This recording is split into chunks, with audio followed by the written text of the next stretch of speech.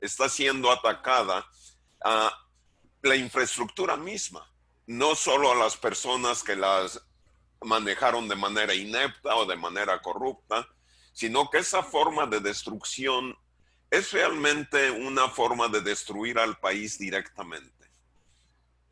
Es como, ¿qué puede hacer la oposición cuando ya de pronto no existen los lugares en donde podía efectivamente tener un punto de trabajo que mostrar donde pueden uh, presentar un proyecto alternativo? Al destruir las instituciones también las están vaciando de los posibles personas que pudieran estar en ella. O sea, la oposición no solo está siendo destruida a base de argumentos, sino también les están quitando todos los recursos posibles. Entonces, eso es una tiranía peor que una dictadura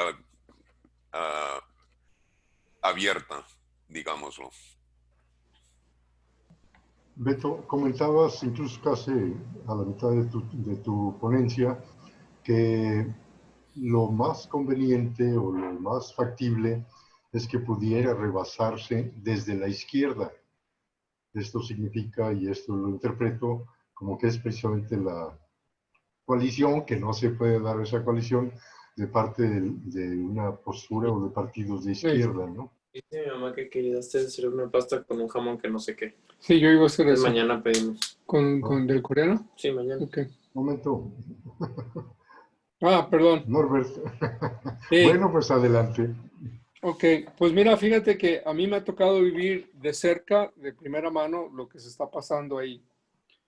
No tanto directamente de López Obrador, aunque yo lo conocí a él allá en los años 80, cuando me tocó con el Chilaquil y con Enrique Lozano ir a Tabasco y ayudar con el informe del gobernador Enrique González Pedrero, donde Mauricio Merino nos invitó a hacerle su audiovisual, tomar fotografías y levantar un guión para el gobernador y hacerle un audiovisual de su informe del año, ¿no? Y Andrés Manuel aparecía ahí porque él estaba encargado del área de la Chontalpa. Nosotros, de alguna manera, pues sí lo vimos, estaba ahí, pero nunca realmente interactuamos mucho con él. Yo creo que se sentaba lejos de donde estábamos nosotros, como que nos veía de fuera, siendo jaliscienses. Y me acuerdo que la primera vez que se le integró ahí, donde estábamos trabajando, dijo, literalmente, sí, y ya probaron el peje lagarto, así tal cual, ¿no? Y pues no, ni sabíamos qué era el peje lagarto y nos platicó y luego él organizó una comida muy grande con funcionarios públicos del gobierno del estado para que conociéramos el peje lagarto y otras cosas que estaban ahí. Y 2 o 3 veces después en la cena, nomás se sentaba y no decía nada. Era una persona que cuando lo veíamos en el campo, eso sí, con la gente se movía muy bien, pero con los funcionarios no se movía, no era lo suyo. La función pública no es lo suyo. Andar entre la gente y prometiendo que van a tener piso firme y cosas así para las casas, agua caliente o excusados, era el programa de la Chontalpa. A mí me parecía que su enfoque era primero los pobres para asegurar que se quedan pobres. Sin la existencia de la pobreza, Andrés Manuel no tiene sentido. Y ahora que estoy en Mazatlán, el presidente municipal se autoproclamó más AMLista que el mismo AMLO, ¿no? Y que el esquema de Andrés Manuel, él lo llevaba a una exageración, al grado de que, empezando el año, a mí me exige, fíjate lo que dice el señor, a mí no me importa que el trabajo se haga bien al 100%, que es lo que ya quisiéramos todos, hacer el trabajo bien al 100%, ¿no?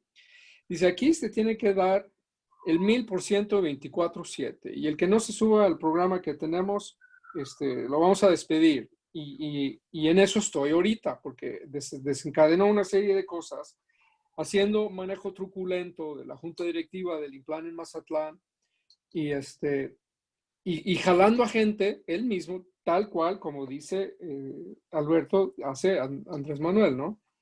En el caso de Mazatlán, no sé qué tanto vaya a fructiferar, porque él se echó encima a mucha gente que no estaba de acuerdo en su manera de abusar de la autoridad y de incumplir con sus obligaciones reales por hacerse de otras cosas, ¿no? Él insistía en que la gente del Implan y que yo fuéramos, después de horas, a eventos que él armaba, que eran obviamente eventos anticipatorios de campaña, ¿no? Política para él. Él quería ser candidato a gobierno del estado, al cambio de gobernador. No sé si todavía, pero sigue con su rollo de por lo menos la reelección. Es un buen ejemplo de alguien que llega y no sabe absolutamente nada de la función pública. No sabe ni siquiera administrar. Él era químico farmacobiólogo que hacía los exámenes de sangre y excremento de la gente ahí en Mazatlán, ¿no? Y la gente lo conocía por eso, pero nada más. Cuando él gana, él ni siquiera le interesó el proceso electoral. Él estaba en el cine el día de la elección y le llamaron por teléfono al cine y le dijeron, ganaste. Y dice, pues muy bien, cuando termine la película, ahí vamos a salir, ¿no? Pobre señor, por un lado me da mucha compasión con él porque se la creyó. O sea, de repente él creyó que realmente merecía ser funcionario público. Y por el estilo lo ves, casi todo el país que ha llegado así, los que no fueron funcionarios públicos del PAN y del PRD que se subieron a Morena, la mayoría de la gente que agarraron así de la calle para meter de candidatos, pues no sabe, la está regando por todos lados. Yo considero, en ese sentido, que siguiendo con lo que dice Rubén Juárez, la peor corrupción, que si con Peña Nieto se puede decir que fue la presidencia de mayor corrupción, considerando dinero, sí, pero considerando el tejido, la estructura, el principio de la república, yo pienso que es esta. Porque no hay otra cosa que yo veo que está pasando más que derrumbar lo poco que había de medio estructura de una república democrática que estábamos armando. Se ha dedicado desde ni siquiera esperó a que fuera ya nombrado presidente. Desde el día siguiente de la elección se dedicó a desmoronar la estructura republicana. Y además, eso va en total contradicción de la idea de la 4T. La idea de 4T es la toma de Porfirio Muñoz Ledo, que hablaba de la Cuarta República Mexicana, usando la analogía de que cuando después de la Segunda Guerra Mundial, que los nazis liberan, o sea, entregan a las fuerzas aliadas a Francia, De Gaulle, el general Charles de Gaulle, que llega a presidente, instala pues una nueva república, porque la República Francesa se había ido, ¿no? Había tomado el control del país Hitler. Y entonces la construcción de una nueva república en Francia le llamaron la Quinta República, porque era la quinta vez que el proceso de república democrática en Francia caía. O sea, esto de la democracia no es para cualquiera. Thomas Jefferson mismo dijo, ¿no? La vigilancia perpetua es el costo que tenemos que pagar para la democracia. La democracia no es gratuita, ni siquiera se la puede comprar con todo el dinero que se le está dando. Lo único que hace la democracia es la responsabilidad ciudadana de vigilar la democracia. Y los mexicanos no somos eso, pues, en lo general. Y obviamente la gente que está en la función pública o en puestos políticos no lo es, ¿no? Yo lo estoy viviendo en carne propia, ¿no? No voy a hablar mucho de mi caso, que ahí estoy en medio en limbo ahorita. Están convocando una nueva eterna para un nuevo director del Implan y ni siquiera han resuelto bien, debidamente, mi situación, ¿no? Entonces, lo que tenemos nosotros de qué preocuparnos es si realmente queremos o no salvar la República Mexicana. Yo creo que si seguimos la lógica de Alberto, y creo que ya incluso cuando estábamos hablando con Gustavo Madero, ¿no se acuerdan? La reforma del Estado. Si no se reforma el Estado mexicano para realmente construir un nuevo andamiaje, de llevarnos a otra iteración de la República Mexicana, porque les voy a decir, la República que nosotros conocimos de los 70s para acá ya no existe, esa ya se acabó, nunca lo fue una república simulada a la cual todos fuimos cómplices. La siguiente generación yo creo que no lo va a hacer como nosotros, no lo va a hacer. Nosotros estamos, y nuestra generación está entregando ruinas, una república en ruinas.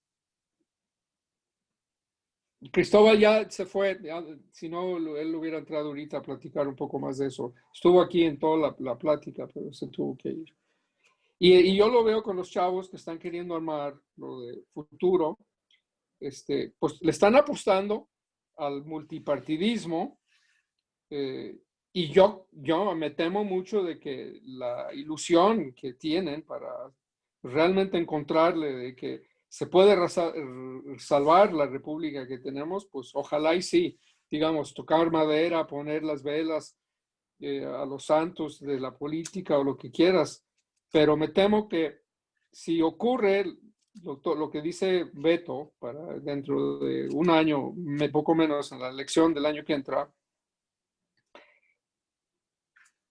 México va a dejar de existir como lo es. Y como Francia lo dejó de existir 4 veces. Y la idea de transformar en un nuevo sentido, yo creo que lo de que Gustavo Madero nos planteó algo muy interesante por su experiencia cercana en esto, cuando nos dio su plática, pero nadie lo está levantando.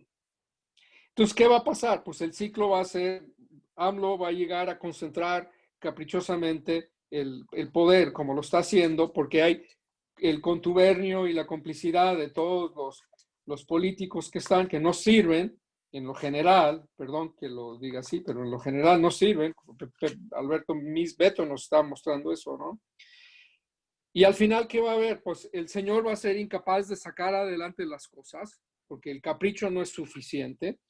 Y como la militarización está entrando otra vez a tomar el país, acuérdense que después de la revolución, el país estuvo en manos de militares mucho tiempo, porque ahí sí había disciplina de mando, ¿no? Y cuando llegan los políticos, tratan de entrar a un esquema diferente en el poder, pero no tardan mucho en caer en la corrupción.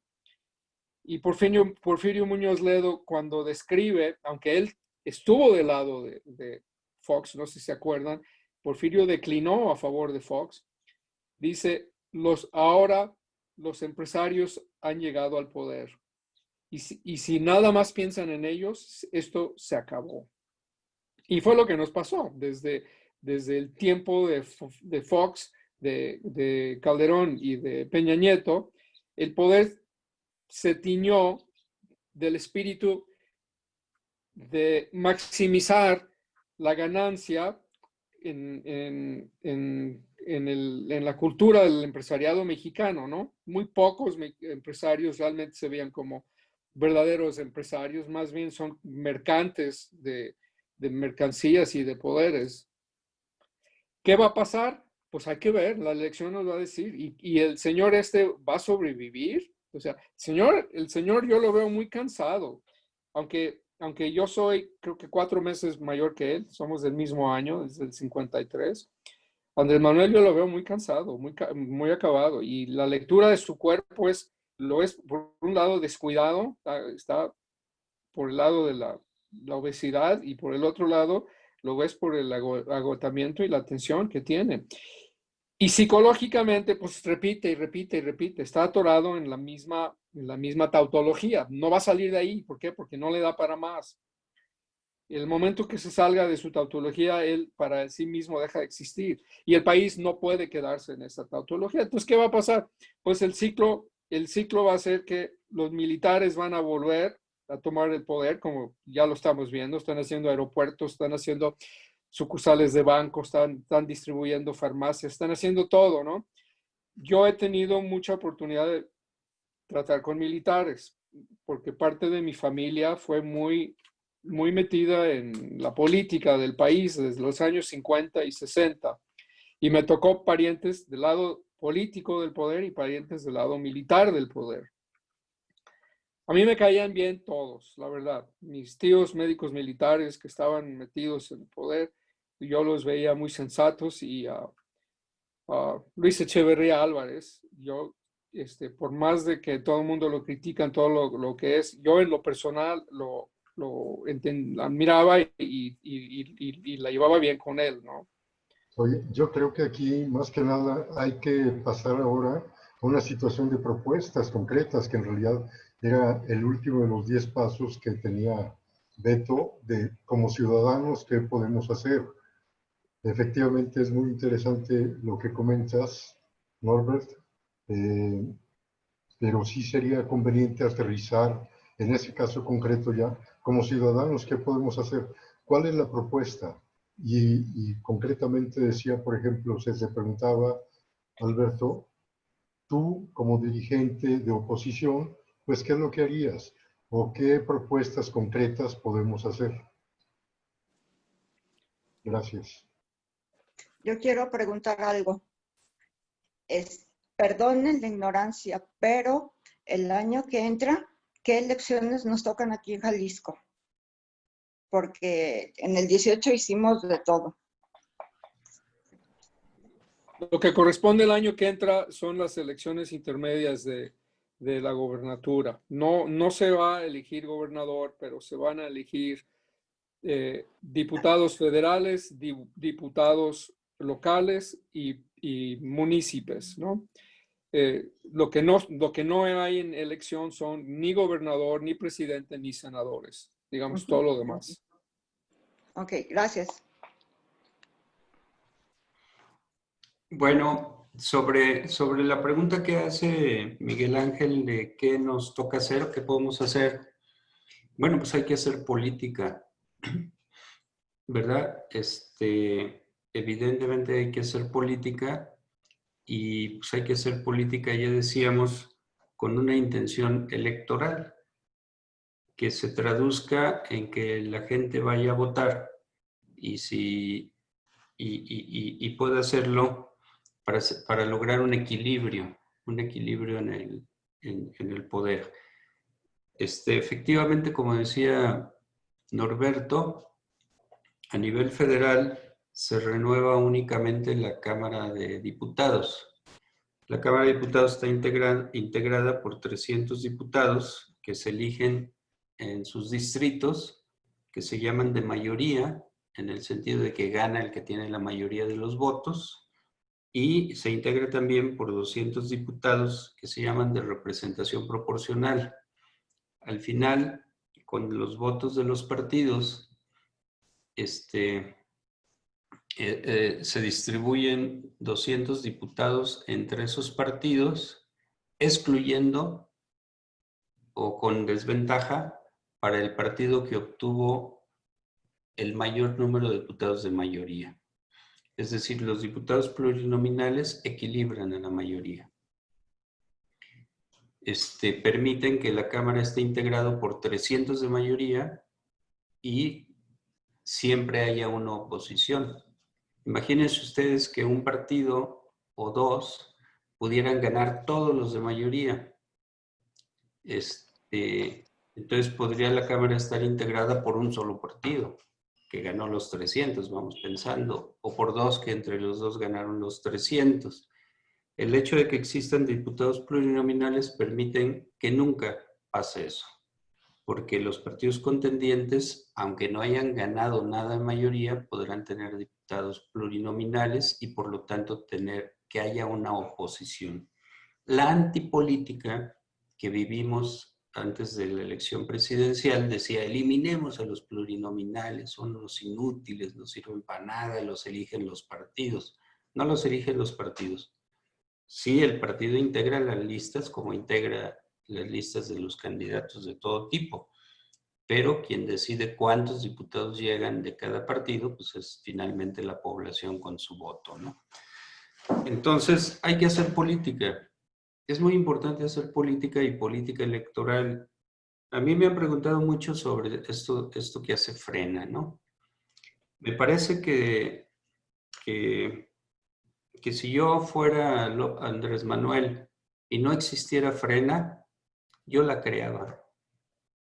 Necesito una oposición de ese tipo para que, o sea, esta es una oposición testimonial y hasta cierto punto, por lo que se propone, medio inútil. Y no quisiera menospreciar a la gente que participa en ella. Pero, a ver, ¿a quién en su sano juicio se le ocurre que con acciones de mover automóviles y pitar se puede pedir la destitución del presidente? Es el camino que Frena al que está llamando, ¿no? Destituir al presidente. Un presidente que tiene en la última encuesta el 56% de popularidad. Primero quítale la popularidad y después lo destituyes. En fin, entonces yo creo que el camino es, a ver, ¿qué hacemos para trasladar la inconformidad a favor de una acción electoral que se traduzca en votos? Decía hace rato que el presidente no tiene un voto, el Morena no tiene un voto fiel. Morena tiene un voto de opinión. Si los mismos que votaron en la elección pasada vuelven a votar por Morena, entonces va a tener un voto fiel. Incluso Morena solamente ha participado en 2 elecciones y con esta sería la tercera. Impidamos que tenga un voto fiel. Y el voto fiel no se impide llamándole chairos a los que simpatizan con Andrés Manuel.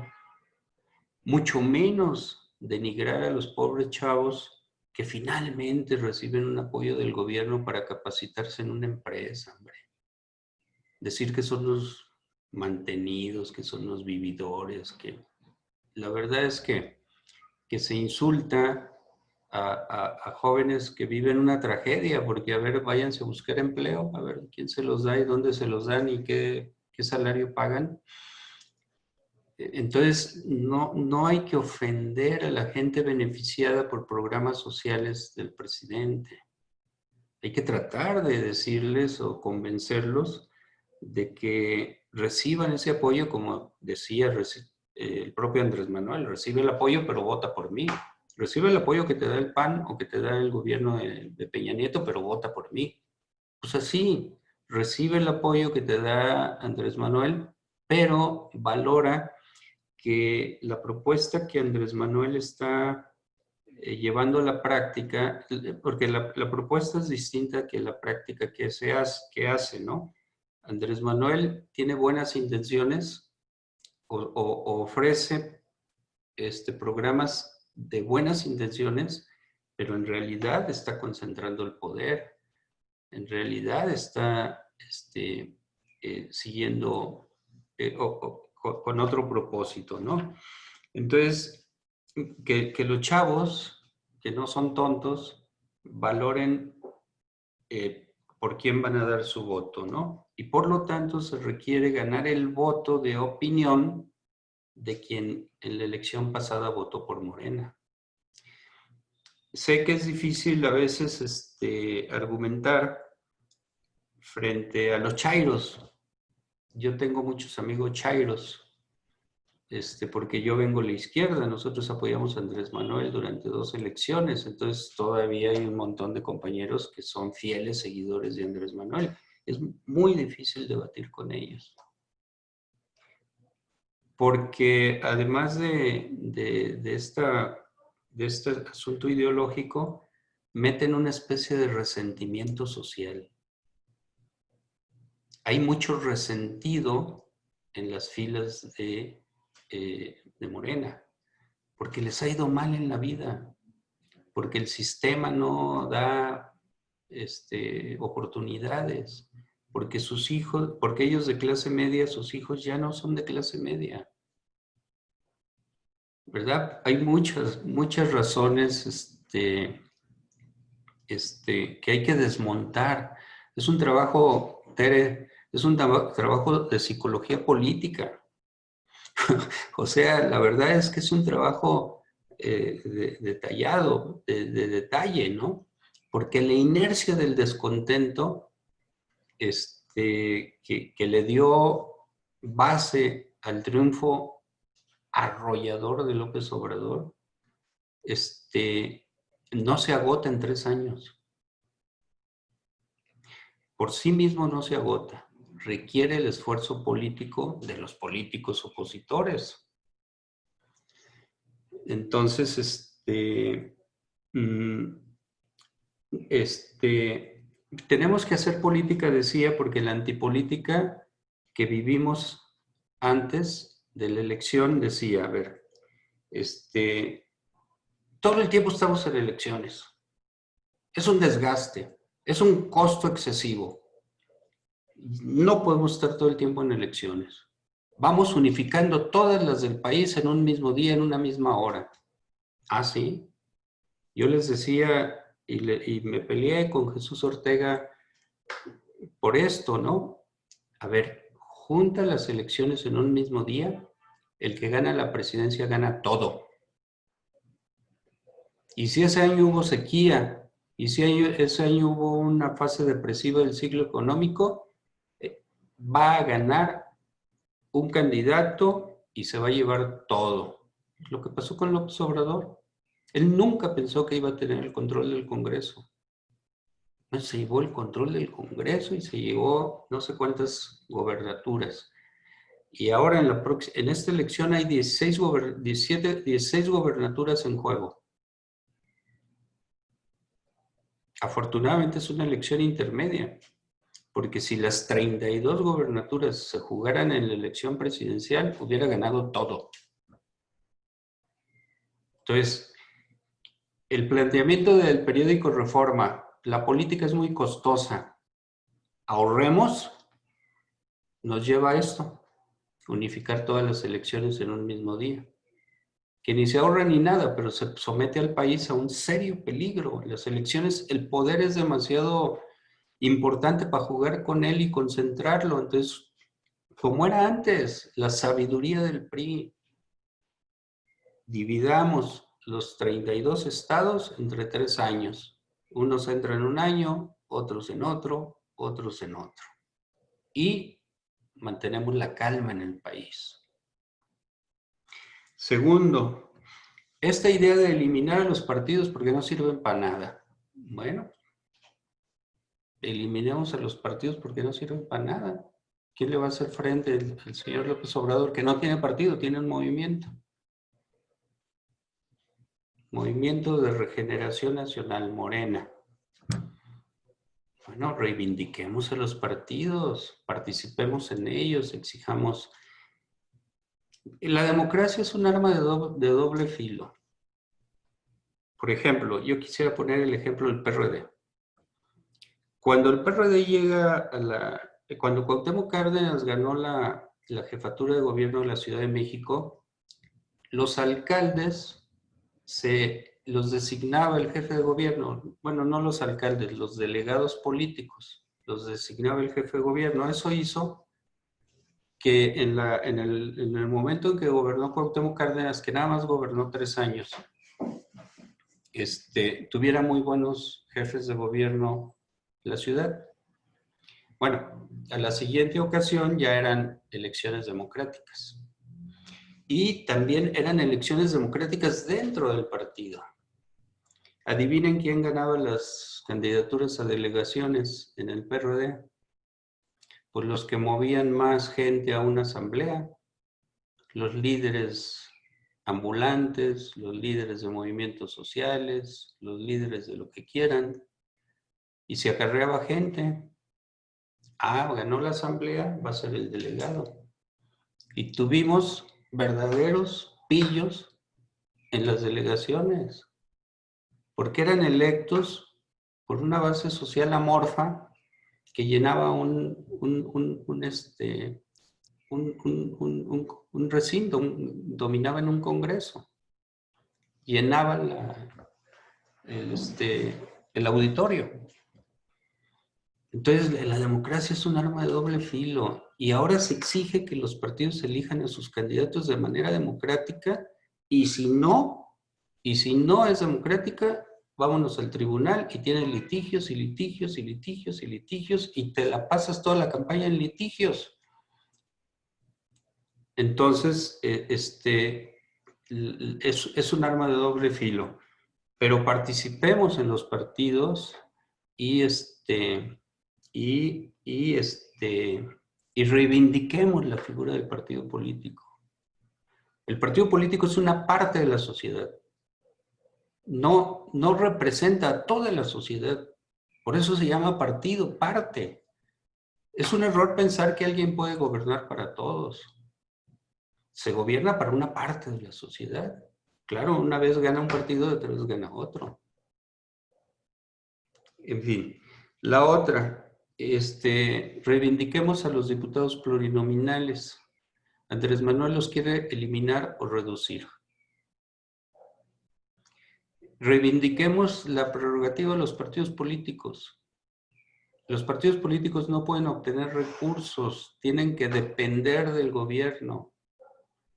Andrés Manuel quiere reducir por asuntos de austeridad el 75% de la prerrogativa de un partido político. Es que se mueran de hambre, es que no puedan participar electoralmente. Claro, está de moda la austeridad, pero es una manzana envenenada. Y finalmente, pues hay que renovar el discurso. Yo no soy afecto a esta idea de que metamos a la política a los ciudadanos.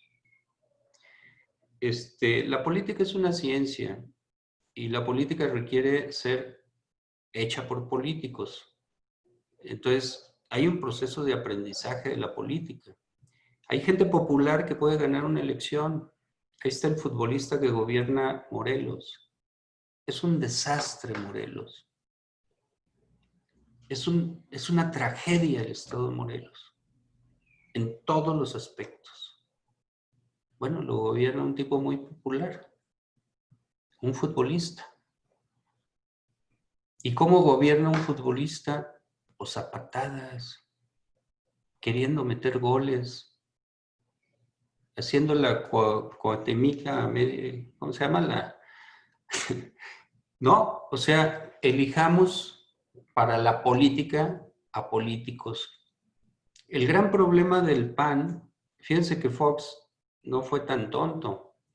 Fox mantuvo la estructura del PRI, gobernó con el PRI, le dio estabilidad al país con el PRI, pero Calderón cambió toda la administración pública con nuevos panistas. Bueno, pues la administración pública se vino abajo. Y Peña Nieto llegó y corrió a los panistas y metió a otros advenedizos, ¿no? Pues entonces, bueno, exijamos que los políticos que vayan al Congreso pues sean gentes que tengan capacidad de discurso, capacidad de entender lo que pasa. No necesariamente tiene que ser gente leída e instruida. Es decir, tiene que ser gente que sea sensata, ¿no? En fin, ¿dónde se puede poner de acuerdo la izquierda y la derecha?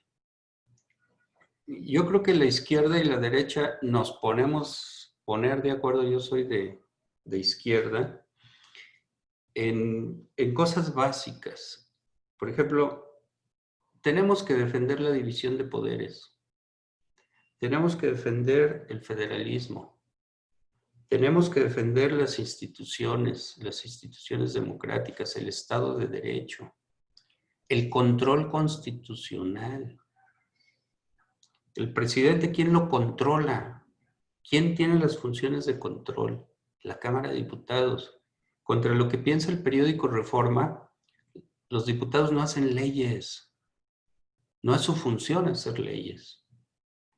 El periódico Reforma tiene periodistas ahí en la Cámara preguntándole al diputado, ¿y usted cuántas leyes lleva? No, pues yo no llevo ninguna. No, pinche levantadedos, inútil, parásito. Lo único que hace es sentarse y levantar el dedo. A ver, si cada diputado propone una ley por periodo, serían 500 leyes. Son 2 periodos al año, ordinarios, más los extraordinarios. Serían 1000 leyes por año. Y luego dice, ¿una ley? Dice Reforma. No, hombre, este fulano lleva 5 iniciativas. A ver, un país que reforma sus leyes 500 veces por periodo legislativo, bueno, es una barbaridad lo que sucede. Y cuando yo fui diputado, el presidente iniciaba la ley, que es su función. Y bueno, empezaba a darse la apertura democrática para que los partidos presentaran leyes. De hecho, la reforma electoral fue una iniciativa que no vino del presidente, que se hizo en la Cámara. Una gran reforma, la gran reforma constitucional de Salinas para reformar todo el sistema electoral vino de la Cámara, no fue una iniciativa del presidente. Pero ahorita, digo, a mí me asusta que en una sesión se presenten, ¿les gusta 60 leyes a modificar? Verdaderamente absurdo. Vean ustedes el diario de debates y vean la Gaceta Parlamentaria. ¡De locura! Y si no hace eso un diputado, es un levantadedos, es un arrastrado, es un parásito que no sirve. La función del Congreso, insisto, no es hacer leyes, es controlar al Ejecutivo, es su función de control. Exigirle, citarlo, llamarlo, hacer puntos de acuerdo, etcétera, etcétera. Bueno, entonces recobremos la función de control constitucional de la Cámara de Diputados y en cierta medida del Poder Judicial. Entonces, si la izquierda y la derecha se unen en defensa de las instituciones, el siguiente paso es, ¿y para qué las defiendes? No como dice Andrés Manuel, para que mantengan sus privilegios, sino para que transformen el país, para que hagan cambios radicales. Este país necesita cambios radicales, en un sentido positivo, en un sentido institucional. Entonces, yo creo que nuestro papel como ciudadanos, pues es ese. Ahora, haya o no haya una coalición opositora, nuestro sistema electoral es de una sola vuelta. No es de 2 vueltas, como lo hay en muchos otros países. Eso hace que desde la primera vuelta se perfilen 2 opciones nada más, las 2 más fuertes. La que está gobernando y la que la mayoría de los ciudadanos ven como principal opción para ¿cómo se llama? Para cambiarlo. Es decir, se forma un bipartidismo. Un bipartidismo. Aunque haya muchos partidos en competencia, a los primeros días de la competencia se forma un bipartidismo. Entonces ya se sabe quién es el candidato del gobierno y quién es el principal opositor. Podemos concentrar fuerzas alrededor del principal opositor, es decir, aunque yo sea perredista, diríamos, podría votar por el PAN si el PAN permite ganarle a Morena. Y lo mismo, un panista podría decir, bueno, pues yo soy panista, votaré por el PAN en otros cargos, pero en este distrito que puede ganar el PRD voy a votar por el PRD. Así está la geografía del país. Ustedes verán, por ejemplo, cómo en tal estado domina el PAN, en otro estado domina el PRD, y ahí donde domina el PAN no hay PRD, y ahí donde domina el PRD no hay PAN. Digo, sí hay, pero no es significativo, ¿no? Entonces, concentremos a lo mejor el voto en la opción más fuerte. La opción más fuerte. Tiene sus asegúnes y tiene sus dificultades, pero pues no hay de otra. si la coalición, si se forma una coalición de los partidos políticos, entonces ahí sí podemos votar por el partido de nuestra preferencia y el voto se acumula a favor del candidato de la coalición. Entonces ahí no hay ningún problema, ¿no? Todo está en que haya los partidos políticos se pongan de acuerdo en una gran coalición. Pues no sé qué otra cosa recomendar, ¿no? No es, yo insistiría mucho en no atacar a los que simpatizan con Andrés Manuel. O sea, argumentar, no descalificar, no atacar, no denostar. Al final de cuentas es gente que quiere el cambio. Y todos sabemos que Andrés Manuel no nos lleva a un buen cambio. Tarde o temprano, pues nos daremos cuenta, como yo me di cuenta, yo participé en el gobierno de transición. Yo viví todas estas arbitrariedades que se cometieron bajando salarios, corriendo gente. Viví eso. Pues nadie me lo cuenta. Entonces sé que Andrés Manuel no nos lleva a un buen cambio positivo, ¿no? Yo creo que la administración pública debe estar verdaderamente enojada con Andrés Manuel. Claro, de eso viven, no pueden hablar en contra de Andrés Manuel, pero sí pueden votar en contra de Andrés Manuel. En fin, no sé qué más decir. Pues, Beto, bueno, aquí sobre todo yo lo que veo es que en gran medida la población, la masa, como bien decía Ortega y Gasset, es manipulable, ¿no? Y eso es lo que estamos viendo. La gran mayoría de la población es súper manipulable. Hace un año y medio, hace 2 años, precisamente nos manipulaban en cuanto que fueran los plurinominales, que fuera tantos senadores, que no hubiera tantos, que hay que reducir el presupuesto de los diputados, el presupuesto de los partidos, y todo el mundo realmente íbamos con esa tendencia o con esa opinión. ¿Por qué? Por la manipulación a la que somos sujetos. Y es tal cual, o sea, y además, habiendo una falta de educación enorme, ya no digamos una educación funcional, sino una educación además política, o ya no digamos una política, sino incluso y más trascendente, que no hay una educación funcional. Pues la verdad es que, pobre país, y ciertamente lo que dices, ok, vamos haciendo política, pero ¿hasta qué punto vamos a dejar de que nos manipulen? Frena, ¿cuánta manipulación está haciendo, por ejemplo, ¿no? O en fin, todos están haciendo manipulación, cada partido político acarrea para su propio beneficio, y cada político, sobre todo, una ambición desmedida, lamentablemente, y luego dices, no, la política no es del ciudadano, es de políticos profesionales. Híjole, estamos, yo digo, hablo por mí, súper defraudados de los políticos tradicionales, súper defraudados de los partidos políticos. Entonces, ahora sí que, ¿para dónde darle, no? Y precisamente la situación es esa, ¿no? Pues sí, dice por ahí Nacho, es que la democracia se debe exponer. Dice, en una reunión democrática se exponen las variables, se analizan sus características y se debaten las posibilidades. No se llega al podio solo para decir cosas concretas.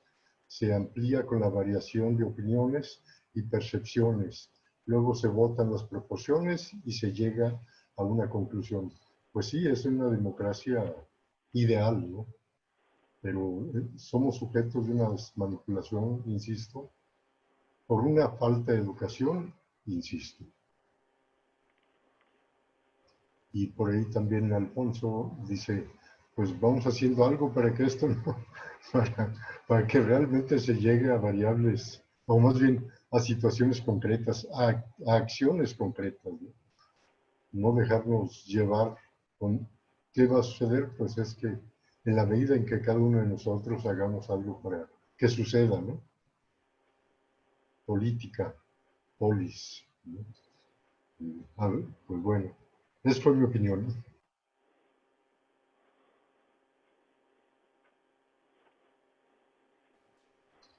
¿Alguien por ahí?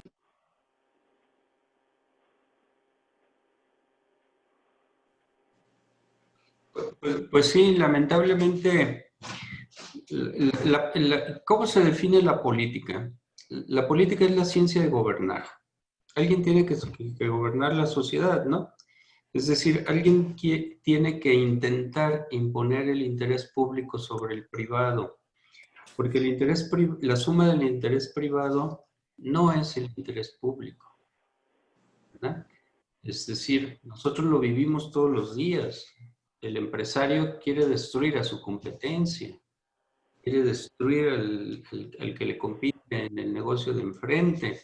Es decir, es una ciudad compleja, conflictiva, muy diversificada, con intereses contradictorios. Alguien tiene que gobernar este caos, ese caos. Entonces, obviamente, entre más compleja una sociedad, pues más complejo es su gobierno, ¿no? Entre más diversificados son los intereses, pues más complejo es el gobierno. Por eso es un asunto complicado, diríamos. Un político nunca queda bien. Si gobierna a favor de uno, queda mal a favor de otro. Si dice voy a construir una carretera, se enojan los que quieren que se construya el tren. Si quiere poner una presa, se enoja. Es como nuestro vecindario, ¿no? A lo mejor todos quisiéramos tener una iglesia cerca, pero no en nuestra colonia. A lo mejor todos queremos tener una escuela cerca, pero no en nuestra colonia porque nos quita plusvalía. Bueno, la sociedad es compleja, es problemática. Entonces, los políticos se desgastan gobernando porque quieren imponer un interés público cuando la gente quiere que se gobierne exactamente a su favor. Entonces, ahí hay un problema y un segundo problema, pues, es el que nos advierte el gran filósofo Bauman, ¿no? El poder se ha concentrado tanto en lo económico, es decir, el poder económico que juega por sí mismo en empresas globales tiene tanto poder. Es decir, Google es más grande que, no sé, 150 países del mundo, ¿no? Es decir, ese poder es tan grande que dice Bauman que se ha divorciado el poder de la política. El político ya no tiene poder más que para seguir los intereses de los grandes empresarios. El político no tiene poder, es un empleado de, ¿no? Por eso Andrés Manuel insiste mucho en eso. ¿Lo logrará o no lo logrará? Pues yo creo que no lo va a lograr, porque ¿cómo te desvinculas del dinero, del capital, del mercado? Es una utopía, ahora sí que es irrealizable, ¿no? Tan es así que para hacer su vacuna tiene que acudir a Slim, ¿no? Entonces es imposible divorciar el poder de la política, pero sí démonos cuenta que el poder económico avasalla al político, le despoja de capacidad de acción. Entonces los políticos, dice Bauman, no tienen poder. Y un político sin poder no sirve para nada. Todo el mundo lo desprecia. Por eso despreciamos a nuestros políticos, porque les pedimos cosas que ya no pueden hacer, aunque quisieran, porque no hay presupuesto, porque no tienen capacidad, porque las presiones del otro lado son muy fuertes, por lo que quieran. Entonces sí hay una desilusión en la política. No nada más en México, en todo el mundo. Pero ¿cómo la resolvemos? ¿Eliminando a los políticos? La verdad es que no se puede, ¿no? lo único que podemos hacer es elegir al político que sea más hábil, que tenga más capacidad, que esté más cercano a nuestros intereses y sobre todo que proteja, ahora sí que la base del interés común. Y la base del interés común es un Estado de Derecho. Entonces, yo creo que sí, hay razones para cuestionar a la política y a los políticos, pero pues no podemos prescindir de eso. ¿Qué hacemos? Y la prueba de que elegir un mal político es peligroso para el país, pues la estamos viendo. Ahora sí que podríamos decir, con todos sus asegúnes, pues Calderón tenía sus virtudes, ¿no? Con todos sus asegúnes, Fox tenía sus virtudes. Con todos sus asegúnes, hasta Peña Nieto tenía sus virtudes, ¿no? Hay quien dice que no, y ese es el debate actual, por eso fue el tema de la conferencia, ¿no? El 53% de la población apoya a Andrés Manuel. Por eso, si queremos hacer algo es rebasándolo en sentido positivo.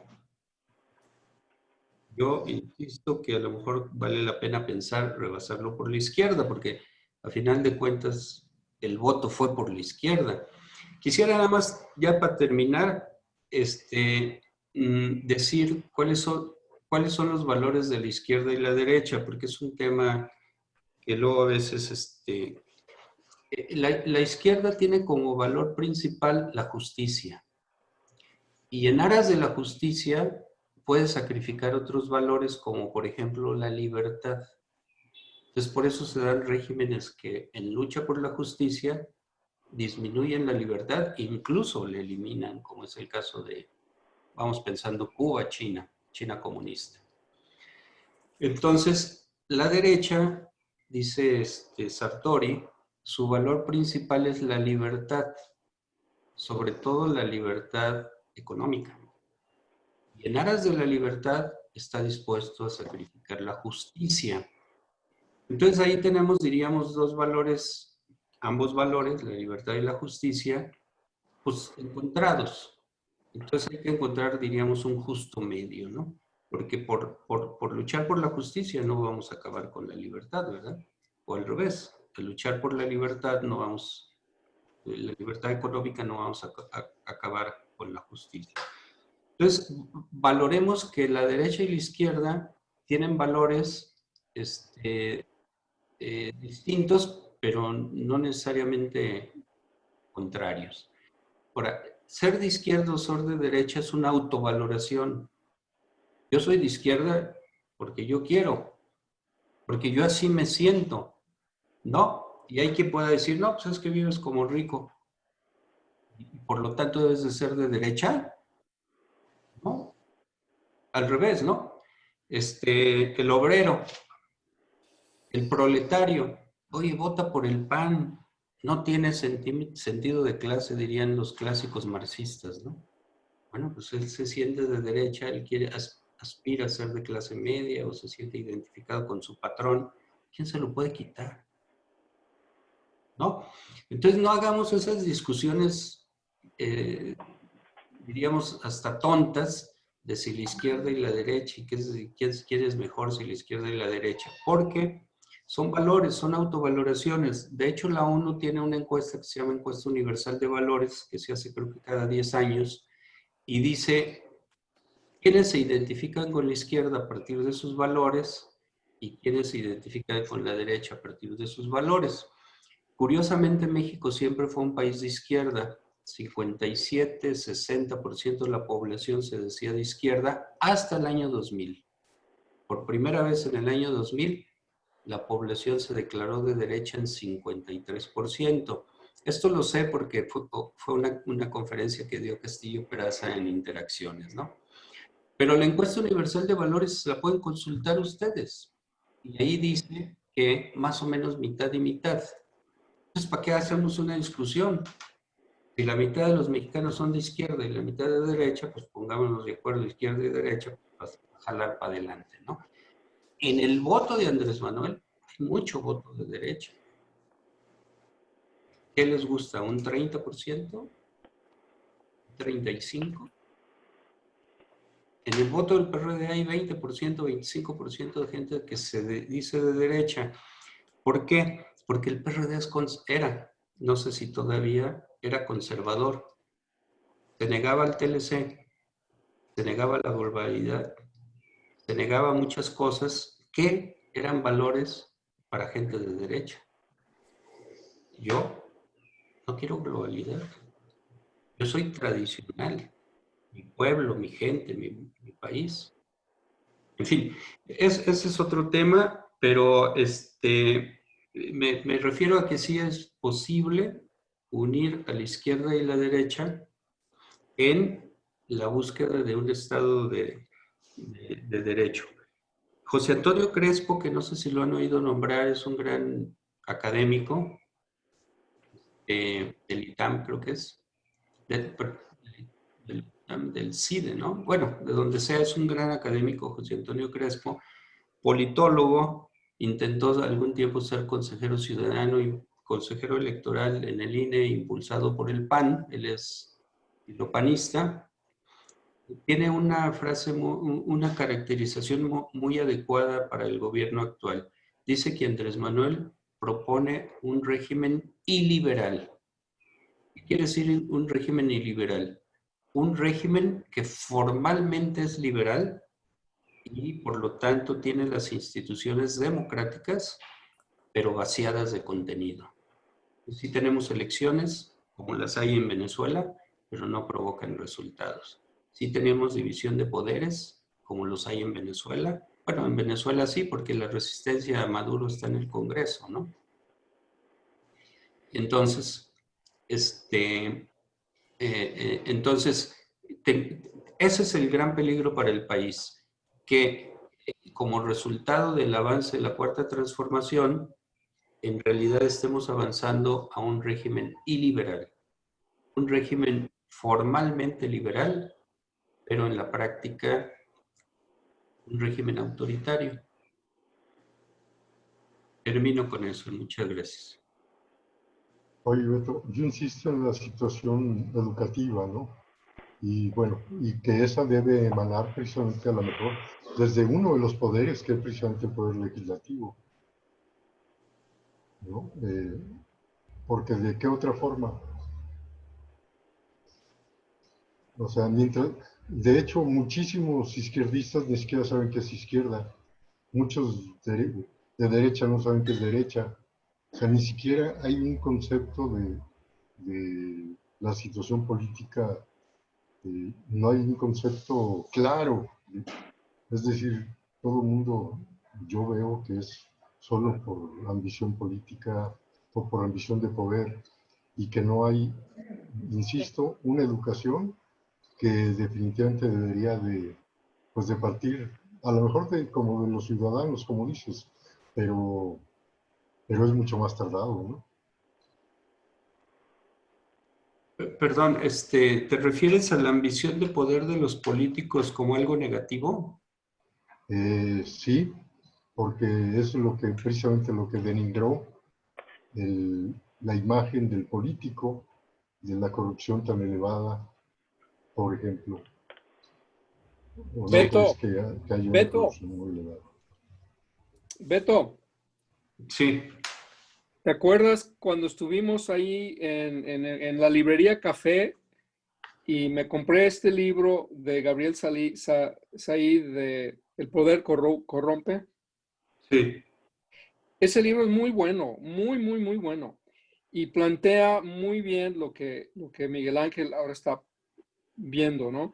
El tema de cómo se asume el poder según digamos, la madurez psicológica y social de los individuos que asumen el poder. ¿Realmente se creen que son dueños del espacio de poder en que están? O sea, llega un político al poder y asume que es como dueño accionista de una empresa, el poder que tiene ahí, y así funciona y así actúa. Bueno, ¿qué es el poder? Pues el poder es la capacidad de hacer algo, ¿no?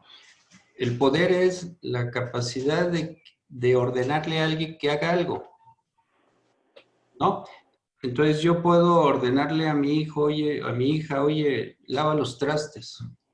Y a lo mejor por consenso lo acepta, ¿verdad? Pero también el poder es coerción. Lava los trastes o no te doy tu domingo, o no te esto. Entonces, ese es el poder. Entonces, pensar que un político no busca el poder es totalmente antinatural. O sea, Sí. es su obligación. La Constitución establece, los partidos disputan y luchan por el poder. Esa es su obligación, ¿verdad? El poder, ¿qué es? La capacidad de hacer algo. De acuerdo a cómo va a gobernar un partido. La Constitución dice, los partidos son entidades de interés público que como organizaciones de ciudadanos buscan contribuir a la integración del poder público, llegar al poder y hacer efectivos sus planteamientos políticos programáticos. Esa es su obligación. Entonces tú le dices a un partido, no luches por el poder. A un político no luches por el poder. Es antinatural. Entonces, yo voy a luchar por el poder porque quiero llegar y tener fuerza para tener consenso, porque el voto lleva el poder por consenso, por voto, pero una vez que estoy en el poder, tengo aparatos de coerción. Tengo a la policía si gobierno un municipio, tengo al SAT si gobierno el Estado, tengo instrumentos de coerción para hacer lo que propuse hacer. Entonces, no, a veces se piensa que un político es como el Espíritu Santo, un ángel de no sé qué. No, el político es un agente que lucha por el poder para hacer algo. ¿A favor de quién? De el sector que representa. Antes se decía, los políticos de izquierda representan a los proletarios, a los trabajadores. Bueno, van a reivindicar que el salario, condiciones laborales favorables, prestaciones, lo que quieran. Ahora, yo soy un político del otro lado, de derecha, yo reivindico el capital. ¿Qué voy a hacer? Bueno, pues que hay un equilibrio con los factores de producción, que los obreros no se me brinquen, que no exijan salarios que estabilicen la empresa, bla, bla. Bueno, yo no voy neutral. O sea, un político no es neutral, trae un interés. Ahora, lo que sí es cierto es que alrededor del poder se maneja dinero, sobre todo en el Ejecutivo. En el Ejecutivo, ¿qué dinero maneja un diputado? Pues el salario que le deja a su esposa. Es el dinero que maneja un diputado. El diputado no tiene presupuesto, no es ejecutivo, no ejecuta nada. En cambio, en el Ejecutivo sí, porque hago obras, porque tengo un presupuesto. Entonces ahí sí hay un fenómeno de que el político, aparte de luchar por el poder para hacer, representar un interés o un grupo, un sector, pues también se vuela su lanita. Nada más que esa lanita a lo largo del tiempo se ha vuelto mucha, se ha vuelto onerosa, se ha vuelto terrible para el país. Digo, las cifras que están apareciendo ahorita con lo de Pemex verdaderamente son escandalosas, ¿no? Las cifras que se llevó el señor Duarte de Chihuahua o el otro Duarte de Veracruz verdaderamente son de escándalo, ¿verdad? Entonces, eso ha desprestigiado a los políticos muchísimo, muchísimo. No que luchen por el poder, Miguel Ángel, sino que abusando del poder,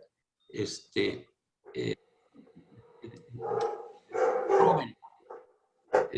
Distraen recursos es la palabra adecuada, ¿no? Distracción de recursos, peculado.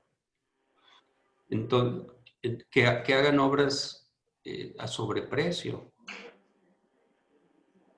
En fin, entonces, por eso yo digo, hay que reivindicar a la política y no hacerle como Andrés Manuel, que por criticar una posición destruye la institución. Critiquemos a los partidos, pero no los destruyamos. Criticamos a las cámaras, pero no pidamos que desaparezcan. Critiquemos las instituciones, pero no para destruirlas, ¿no?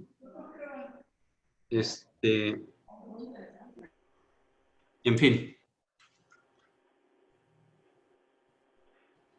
Ahora, perdón, nada más se me olvidó comentar lo que dice Norberto. Efectivamente, el principio democrático parte de la idea de que el poder corrompe. Y el poder absoluto corrompe absolutamente. Es la divisa de Rousseau, de no sé quién, de la Revolución Francesa. Por lo tanto, el político se somete a elecciones democráticas. Es decir, no tiene el poder absoluto. Su poder depende de que el elector vote por él. Otra de las cosas, yo me opuse a la reelección. Me parece que en México la reelección es una figura pervertida. En muchos lados, en Estados Unidos, la reelección de legisladores, según palabras de Bill Clinton, ha pervertido el Congreso norteamericano, porque además allá se permiten los lobbies. Entonces el lobby de las industrias farmacéuticas mantienen a un diputado durante 50 años en el Congreso norteamericano, ¿no? Entonces, claro, dicen, y pongo otra vez el periódico Reforma, que es el vocero de este tipo de ideas. No, es que si permites la reelección, vas a permitir que el elector tenga control sobre su diputado, porque él va a premiar y castigar. Bueno, es que el premio y el castigo, cuando no hay reelección, se hace sobre el partido. El partido me puso un mal candidato, no vuelvo a votar por ese partido. Ahí está el castigo al partido. Pero ¿cómo castigas un candidato? Pues no lo puedes castigar. Entonces eso de la reelección y que ahora se permite la reelección en municipios todavía, porque el plazo de gobierno de un municipio en 3 años, pues apenas va empezando el señor presidente a entender las cosas cuando ya se acabó su gobierno, ¿no? A lo mejor, más que permitir la reelección, prolongar el periodo de gobierno. En vez de que sea un gobierno de 3 años, un gobierno de 4, de 5, de 6 años. Pero la reelección de diputados pues, me parece una verdadera aberración, ¿verdad?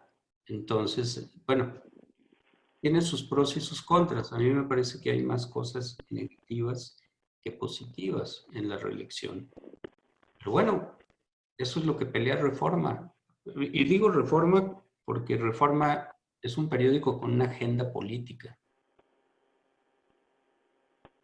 ¿Verdad? Todos los periódicos, unos más que otros, pues obviamente viven en la política, ¿no? Pero Reforma sí es un periódico que sí tiene claro un conjunto de propuestas políticas que busquen poner a través de la reiteración. Una lucha, Reforma es un periódico que hace antipolítica. A ver, esta lógica de evaluar a los diputados por el número de iniciativas que presentan y que se les aprueban, como si un país pudiera cambiar leyes todos los días a todas horas. Vean el conjunto de leyes. ¿Cuántas veces se ha reformado la Constitución en los últimos 10 años? No acabamos de entender una reforma cuando ya hay otra. En fin.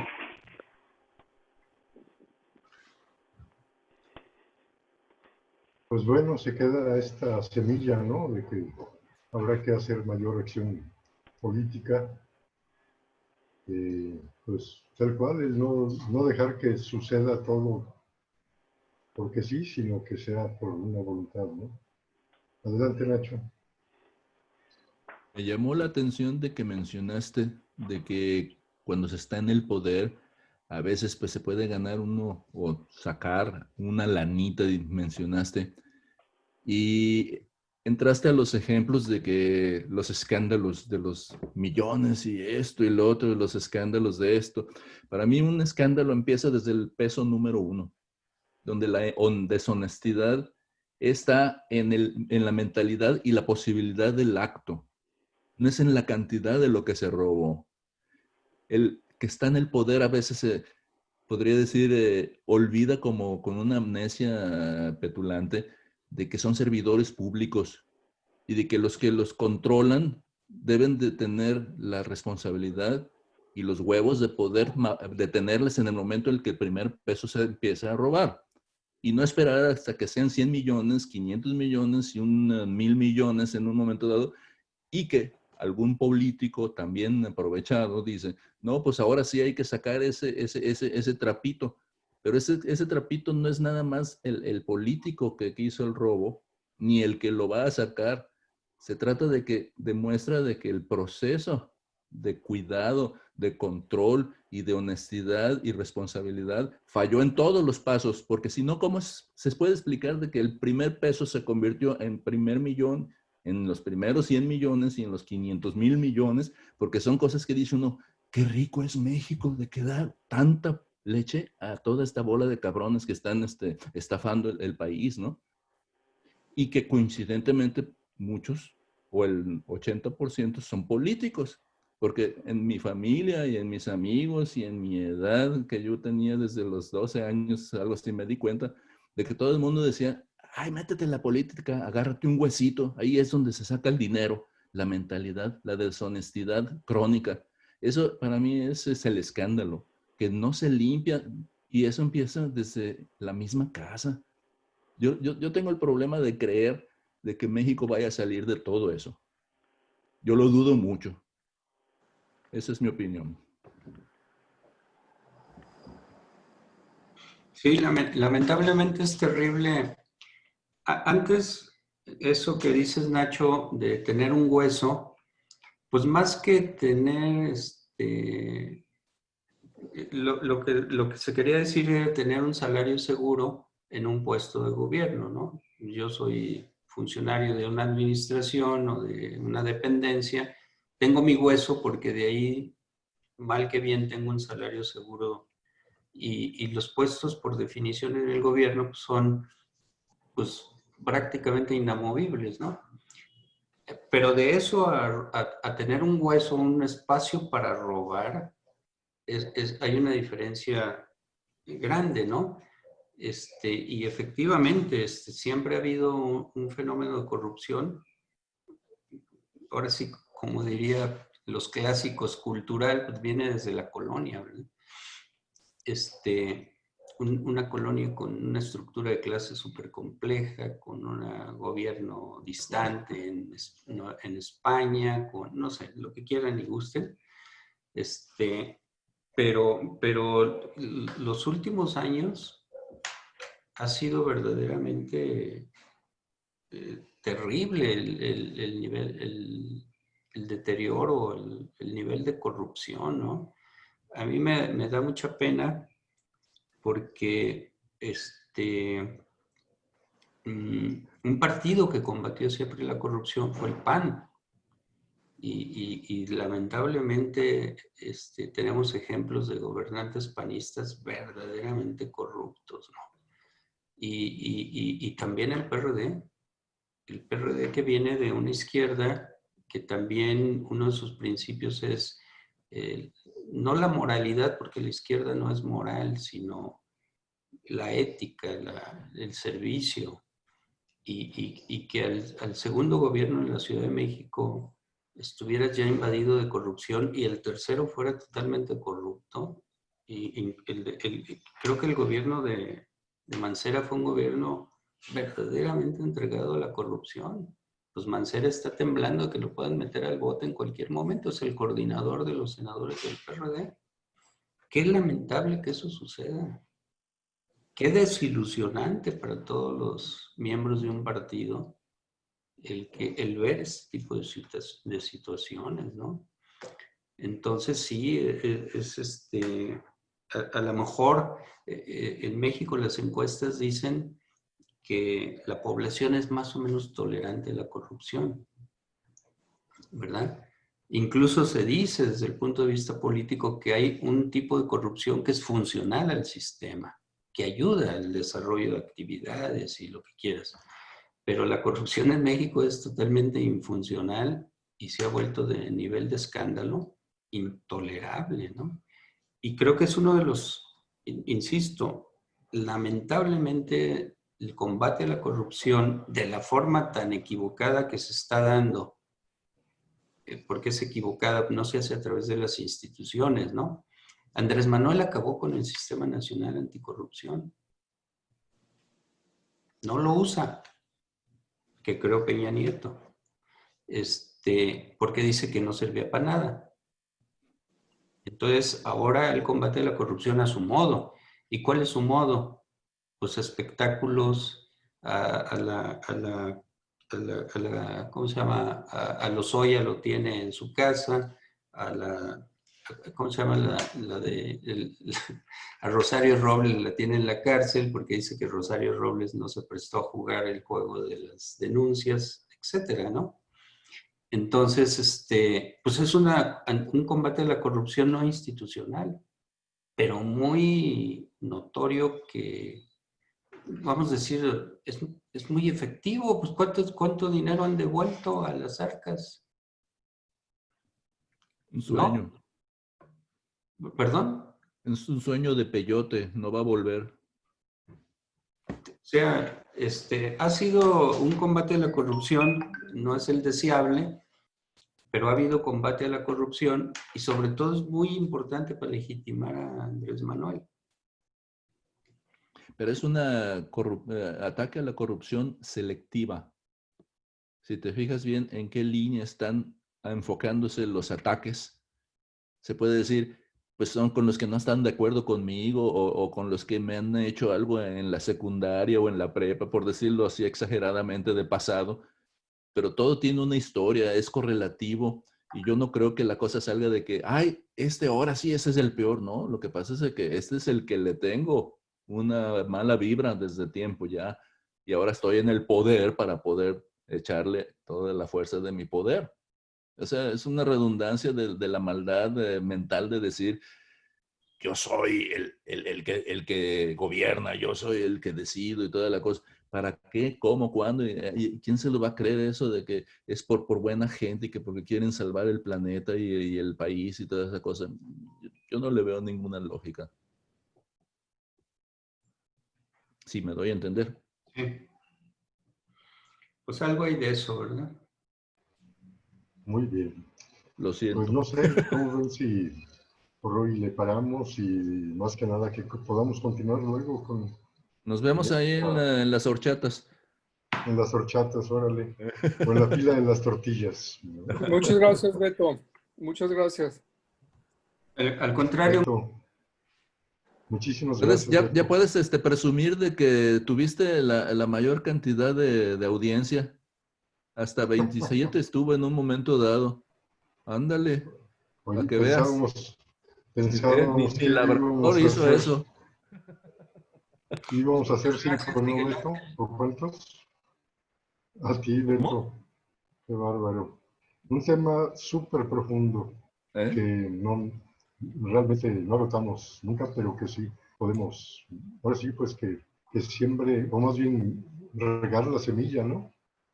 O sembrar, digo, la semilla está sembrada, la planta ha crecido, hay que seguir. Dice que se aprende ¿no? más sembrando la duda que sembrando la semilla, porque la semilla se puede podrir o secarse, pero la duda, esa la metes y nadie la quita. Ah, pues bien. Y ahí entra el debate. Oye, pues yo pienso, entonces dudo. Y si dudo, ¿cómo está la compleja? ¿Cómo está la cosa de compleja, no? Claro, Ergo, soy gorila. Ergo sum. Ergo somo. No, pues sí, de veras, muchas gracias. Y desde las Noruegas, les agradezco a todos, sus comentarios y aprendizaje Alberto, que nos han dado. Pero... Y mucho gusto a todos. Pepe Toño Águila, casi no ni te escuchamos, Pepe, pero qué bueno que nos acompañaste, Pepe Toño. Pues muchas gracias a todos. Nos vemos. Alberto. Nos vemos. Muy bien, pues muchas gracias a todos, como dicen. Y seguimos, ¿no? Y con el tema, Norbert, el tema siguiente es el tuyo.